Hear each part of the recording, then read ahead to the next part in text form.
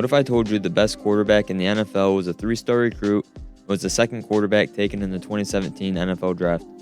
Well, that's exactly what Patrick Mahomes was. Growing up playing at White House High School in Tyler, Texas, Mahomes was a very overlooked prospect coming out of high school. As a senior, Mahomes threw for 4,600 yards with 50 passing touchdowns to just 6 interceptions. He also ran for another 900 yards and scored on the ground another 15 times. While those stats are incredible, so are his highlights. It looks just like the Patrick Mahomes we've been watching these past couple of seasons when you go and watch his high school film. So with the playmaking ability, massive production, and leadership presence, he was viewed as only a 3-star prospect headed to Texas Tech. Choosing Texas Tech was probably the best decision he could have made given how things turned out.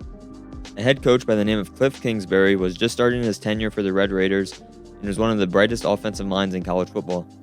Kingsbury was the offensive coordinator and quarterback coach for Texas A&M when Johnny Manziel won the Heisman Trophy. 2014 was how a lot of seasons go for low-rated quarterbacks. Playing in just 7 games as a true freshman, Mahomes had to welcome the college season, which ultimately helped him out in a big way. He used those 7 games to settle in and learn the offense. He threw for 1,500 yards along with 16 touchdowns to just 4 interceptions. Even with a limited amount of games played, you could see the flashes and ability to create every time he dropped back the pass. Little did we know at the time, but his off-script plays and playmaking ability would be his trademark. Heading into the 2015 season, there's a lot of optimism and excitement around the program for the reasons I just stated. Playing in all 13 games, Mahomes led the Red Raiders to a bowl game and led the Big 12 in passing yards, attempts, completions, and touchdowns. A huge jump in production led to a higher level of team success. Like I said in the beginning of the video, choosing Texas Tech was a great decision. Another reason that is true, he went to the Big 12 and could light up the scoreboard every single Saturday. His style of play fit in perfectly, and playing in the air raid offense allowed him to put on a show every snap. So after a huge leap in production, things got even better in 2016 for Mahomes. Heading into the season, that excitement from the previous year was at an even higher level, and rightfully so. The 2016 season was where Mahomes put himself in position to be an NFL draft pick. Not many people thought of a first-round pick, but then things changed quickly. Mahomes led all of the FBS in yards, attempts, and completions. He also had 41 touchdowns to just 10 interceptions. Leading the nation in total touchdowns as well, Mahomes also took home the Sammy Ball Award.